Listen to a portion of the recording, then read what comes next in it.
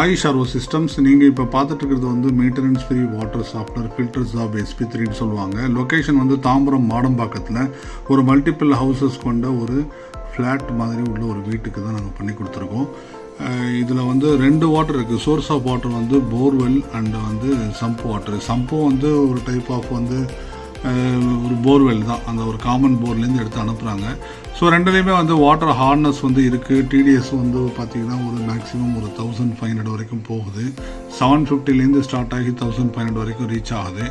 Hardness வந்து ஆவரேஜாக 450லேருந்து 700 வரைக்கும் மீட் ஆகுது.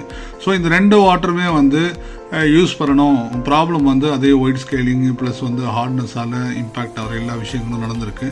ஸோ அதனால் கஸ்டமர் வந்து மெயின்டெனன்ஸ் ஃப்ரீயாக கேட்டாங்க.